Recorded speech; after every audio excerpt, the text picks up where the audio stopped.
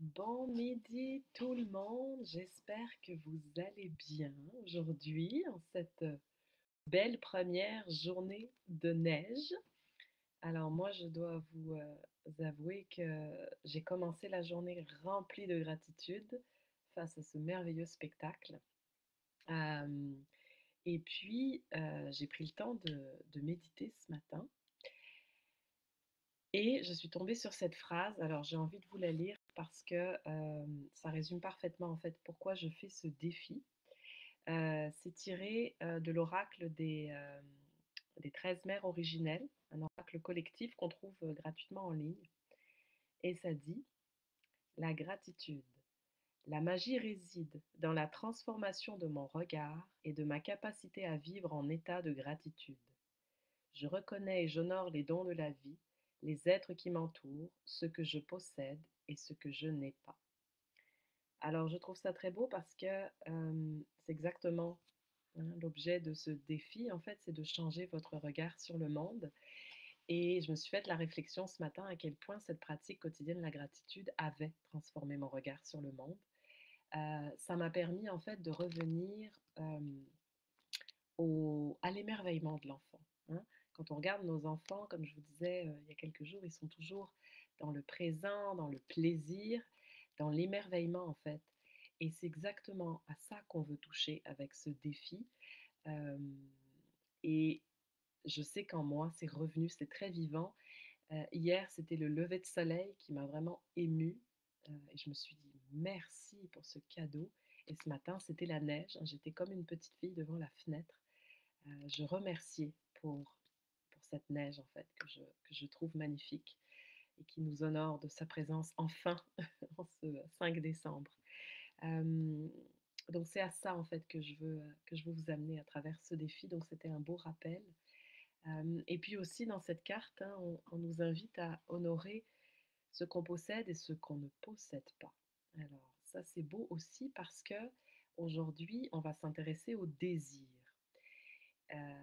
Comme je le rappelais hier, hein, on a commencé l'exploration du chakra sacré, qui est le siège du désir, du plaisir, de la sexualité, du ressentir et du vouloir. Donc hier, on était dans le ressenti, hein, on a remercié pour les plaisirs du corps, on a bougé dans le corps, on a expérimenté aussi le sens du goût, tous les petits plaisirs de la vie, et puis aussi, on a remercié pour notre utérus. Aujourd'hui, on va s'intéresser plus au désir. Euh, le désir, en fait, c'est le manque, hein. Quelque part, c'est quelque chose que l'on veut, donc on est dans le vouloir, quelque chose que l'on veut mais que l'on n'a pas. Donc c'est très intéressant parce que là, on commence à toucher à quelque chose, euh, j'ai envie de dire un peu négatif, hein, mais c'est le manque, mais c'est aussi l'attente, l'espoir, hein. Quand on a du désir, on est quand même animé de quelque chose euh, et ça nous pousse à l'action. Et souvent, c'est ça qui nous permet en fait d'obtenir ce que l'on veut ou de le créer, hein. C'est pour ça que je trouve que c'est très beau d'être animé de désir. Pour moi, quand on est animé de désir, on est animé de vie, hein. Si on ne voulait plus rien, si on était blasé, on, on ne chercherait pas à se développer, à s'améliorer, à réaliser des choses. Alors que quand on est habité par le désir, que ce soit le désir pour quelqu'un, que ce soit le désir pour quelque chose, hein, ça nous pousse à l'action, ça nous pousse à essayer de l'obtenir. Donc peut-être que dans votre cas, c'est un désir d'enfant, hein. Vouloir un enfant, c'est un très beau désir. Ça peut être douloureux quand ce désir n'est pas comblé, hein. Il y a un manque, il y a une attente. Et en même temps, quand on cultive cet état de désir, on se rend compte que c'est très agréable à ressentir du désir, hein. Euh, Souvent, quand on obtient ce qu'on veut, en fait, il y a un sentiment de satisfaction, mais il est souvent très éphémère, hein. Après, on passe à autre chose, c'est bon, on l'a, check.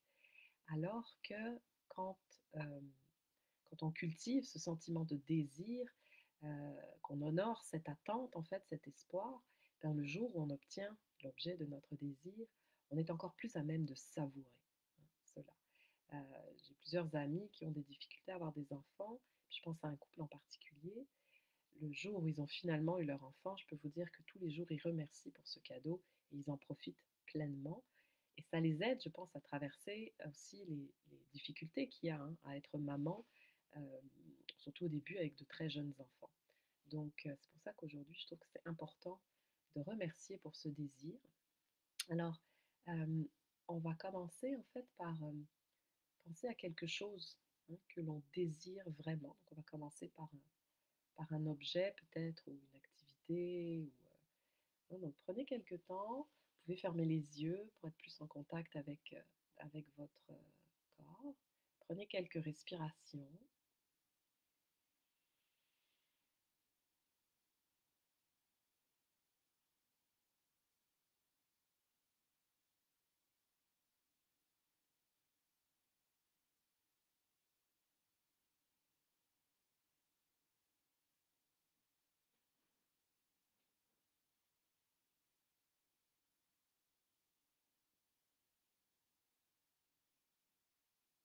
Puis là, essayez de penser à quelque chose qui vous fait vraiment envie.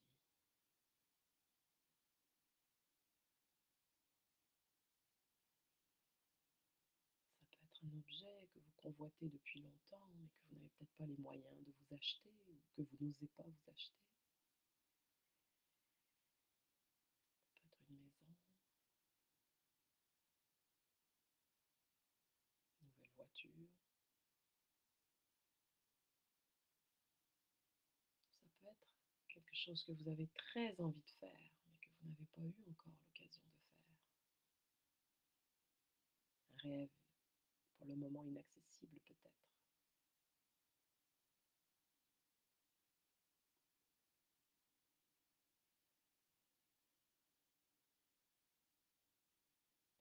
Et prenez le temps de ressentir qu'est-ce qui se passe en vous quand vous pensez à l'objet de votre désir.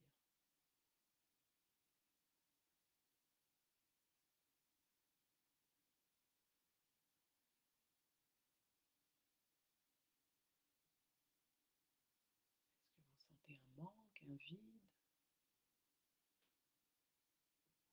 peut-être dans l'estomac ou le bas-ventre? Peut-être au contraire, vous ressentez comme un élan pour aller vers l'objet de votre désir, quelque chose qui vous pousse.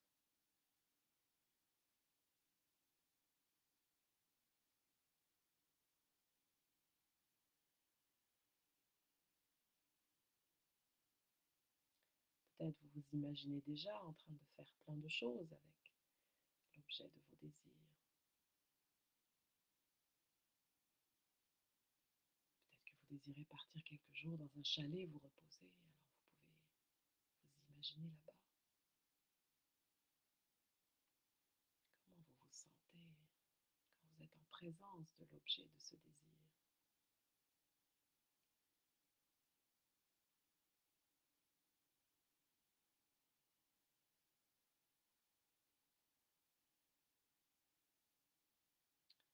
Et puis prenez un instant pour remercier pour ces sensations. Merci pour mes désirs. Merci mon corps de m'indiquer ce que je veux vraiment.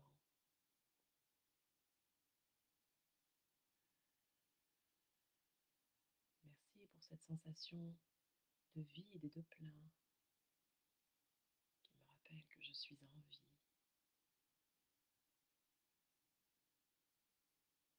Merci.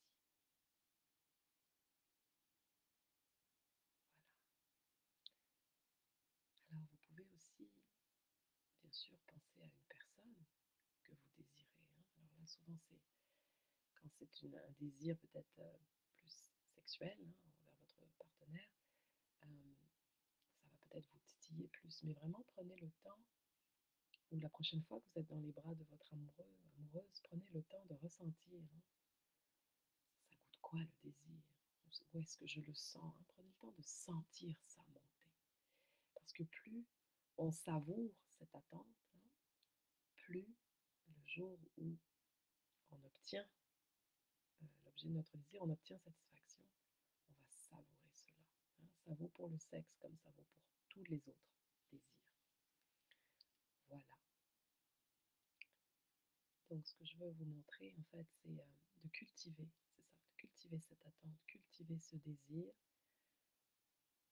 Le désir, ça nous rappelle qu'on est en vie, hein, ça nous montre ce qui nous manque, ce qui ferait notre bonheur et puis de s'imaginer déjà dans l'objet de ce désir, ça nous remplit, hein, souvent, et ça, je trouve que ça nous donne encore plus espoir de l'obtenir. Donc voilà pour aujourd'hui.